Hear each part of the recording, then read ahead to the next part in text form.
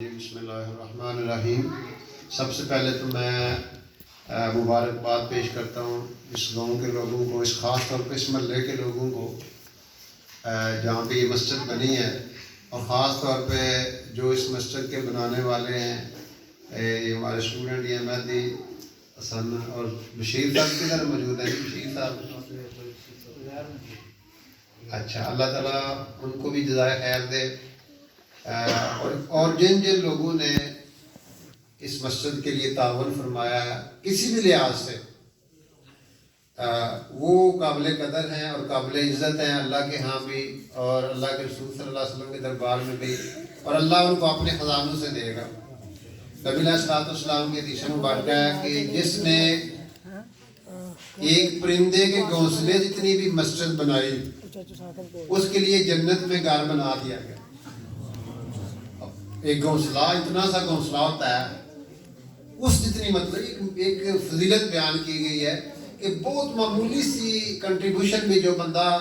اس نیک کام میں کرے گا نا، اس کو اللہ رب العزت اپنے خزانوں سے دے گا۔ ایک بڑا معروف تاریخی واقعہ ہے،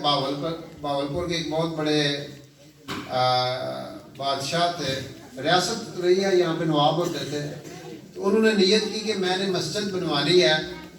لیکن اس میں کسی اور بندے کا ایک پائی پیسہ بھی نہیں میں نے لینا، کسی قسم کی کنٹریبیوشن جو ہے نا وہ نہیں ہوگی، صرف میں پیورلی اس کو بناؤں گا۔ تو اناؤنسمنٹ ہو گئی، اعلان ہو گیا پورے علاقے میں، شہر میں، کہ مسجد بناؤں گا لیکن اس میں اور کوئی بندہ شرکت نہیں کرے گا۔ اللہ کی شان، مسجد کی تعمیر شروع ہو گئی۔ جب مسجد مکمل ہو گئی تو جب افتتاح ہوا تو وہ اسی رات ان کو خواب آئی کہ جنت کے اندر 2 محلات بنے ہوئے ہیں، بڑے اعلیٰ پائے گئے، اعلیٰ قسم کے۔ تو بتانے والے نے بتایا کہ یہ محل تو آپ کا ہے، آپ نے مسجد بنوائی تھی، اور ساتھ یہ اس مسجد میں ایک مائی نے بھی حصہ ڈالا تھا، اس کا محل ہے، وہ بھی اتنا ہی محل تھا،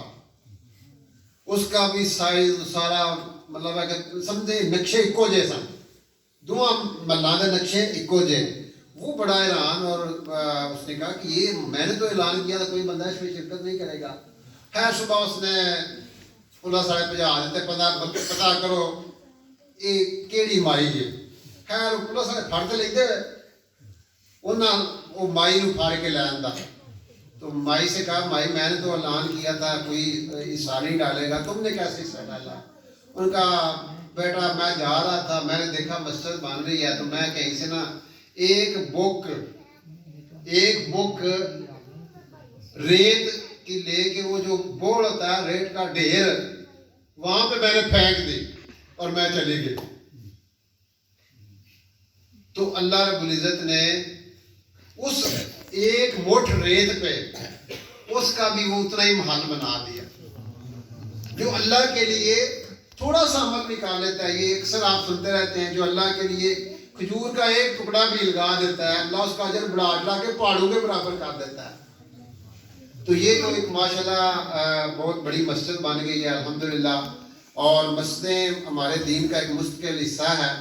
رسول کریم صلی اللہ علیہ وسلم بھی جب مدینہ پاک تشریف لائے ہجرت کر کے، تو سب سے پہلے مسجد آپ نے بنائی، اور پھر جو ظاہر آبادیاں بڑھتی جاتی ہیں دیہاتوں کی، شہروں کی، پھر اسی طرح لوگ اپنی ضروریات کے لیے مسجدیں بنوا لیتے ہیں۔ تو یہ بہت سعادت کی بات ہے کہ مسجد آپ حضرات کی یہاں پہ جو خاص طور پہ مقامی حضرات ہیں، محلے کے لوگ ہیں، تو ان کے لیے یہ ایک مسجد، اور بھی مسجدیں الحمدللہ گاؤں کے اندر ہیں، لیکن یہ ہے کہ قریب ہو گئی ہے۔ ان جو مسجد کے جو قریبی لوگ ہیں، جو مسجد کے پڑوسی ہیں، ان کے لیے یہ اب ذمہ داری بن گیا ہے کہ ان لوگوں نے ماشاءاللہ محنت کی ہے، پیسہ بھی لگایا ہے، سوچ بھی لگائی ہے، مسجد بن گئی ہے۔ اب اصل مسئلہ یہ ہے کہ مسجد آباد ہو جائے، یہ نہ ہو کہ مسجد تو بڑے شوق سے بنا دی، وہ جو اقبال نے کہا مسجد تو بنا دی شب بھر میں، ایمان کی حرارت والوں نے، من اپنا پرانا پاپی تھا برسوں میں نمازی، بن نہ سکا والی بات نہ ہو جائے۔ مسجد کو اصل آباد کرنا ہے، اس لیے قرآن نے ان لوگوں کی تعریف کی ہے، اور ان لوگوں کے لیے کیا فرمایا کہ ایمان کا سرٹیفکیٹ دیا ہے کہ انما یامر مساجد اللہ من آمن باللہ والیوم الآخر، کہ مسجدوں کو وہ لوگ آباد کرتے ہیں جو اللہ پہ اور آخرت پہ ایمان رکھتے ہیں۔ اس لیے اللہ کے رسول اللہ صلی اللہ علیہ وسلم نے جس کو مسجد کا عادی دیکھو اس کے ایمان کی گواہی دے دو۔ اور صحابہ ایک دوسرے کو کیا کہتے تھے کہ وہ انہی مسجد کے حوالے سے ایک ان کا، بلکہ آپ علیہ السلام کی جو مسجد نبوی تھی 24 گھنٹے آباد ہوتی تھی، ہر وقت کوئی نہ کوئی عمل ہو رہا ہوتا تھا۔ اللہ کرے ہماری مسجدیں بھی ایسے آباد ہو جائیں، یہاں پہ بھی ہر وقت مسجد نبوی علیہ السلام ہر وقت 4 عمل اس میں ہو رہے ہوتے تھے، ہر وقت۔ اور ان 4 عملوں کے، اور یہ ہدایت والے عمل ہیں، ہر وقت دعوت اللہ کا کام ہو رہا تھا، لوگ باہر سے آ رہے تھے، جا رہے تھے، وہاں پہ سیکھنے کے حلقے لگے ہوئے تھے، اور لوگ اب دین کو سیکھ رہے تھے، نمبر 1۔ نمبر 2، تعلیم و تعلم کا عمل ہو رہا ہوتا تھا، پھر یہ سیکھنا سکھانا چلتا رہتا تھا، اور جو لوگ آئے ہوتے تھے، مہمان آئے ہوتے تھے، ان کی خدمت بھی کی جاتی تھی، اور اللہ کا ذکر بھی کیا جا رہا ہے، عبادت بھی کی جا رہی ہے۔ تو یہ 4 عمل جو ہیں، جو بندہ بھی کرے گا، ہاں وہ غریب ہے، امیر ہے، چھوٹا ہے، بڑا، اللہ اس بندے کو ہدایت کا ذریعہ بنائیں گے۔ اس لیے یہ جو مقامی حضرات ہیں، خاص طور پہ ان سے ہماری گزارش ہے کہ اللہ رب العزت نے یہ آپ کے لیے گویا گھر بن گیا، اب اس کو آباد کرنا، 5 وقت نماز یہاں پہ باقاعدگی سے ہو، اور یہاں پہ شوق ہو، یعنی شوق سے ہم آئیں۔ حدیث میں آتا ہے کہ جو شوق سے عمل کیا جاتا ہے، اللہ کے ہاں اس کی قیمت بڑھ جاتی ہے، اور جو بادل نخواستہ کام تو ہو ہی جاتا ہے لیکن وہ اس کا وہ اجر نہیں ملتا۔ جو ایک جس طرح صحابہ کے اندر ایک شوق تھا اور ایک جذبہ تھا، اور وہ آپ بلکہ اتنی وہ مسجد کو آباد کرتے تھے کہ حضور کے زمانے میں آدھی رات کے وقت اذان ہوتی تھی، وہ اس بات کی انڈیکیشن تھی، اعلان تھا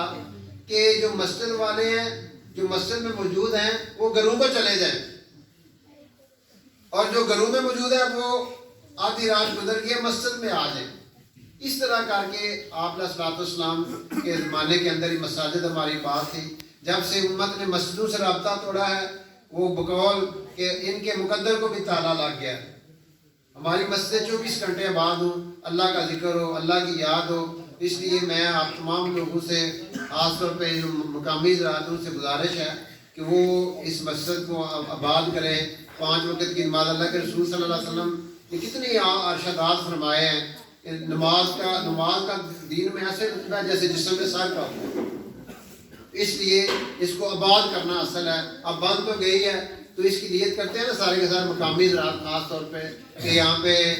5 وقت کی نماز باجماعت پڑھنے آیا کریں، یہاں پہ قرآن پاک کا درس شروع ہو جائے، درس و تدریس کا کام شروع ہو جائے، تاکہ یہ مسجدوں میں آنا، کہتے ہیں کہ یہ مسجد قیامت کے دن گواہی دے گی۔ یہ جو بیت اللہ کے اوپر رحمت نازل ہو رہی ہے، وہ آگے ڈسٹریبیوٹ ہو رہی ہے، تقسیم ہو رہی ہے ساری دنیا کی مسجدوں میں۔ اور یہ جو مسجدوں کا بات کرنے والے لوگ ہوں گے، انشاءاللہ اللہ رب العزت ان کو یہ مسجدیں جو ہیں یہ جنت کا حصہ بنا دی جائیں گی۔ دنیا میں بھی یہ جنت کے باغ ہیں،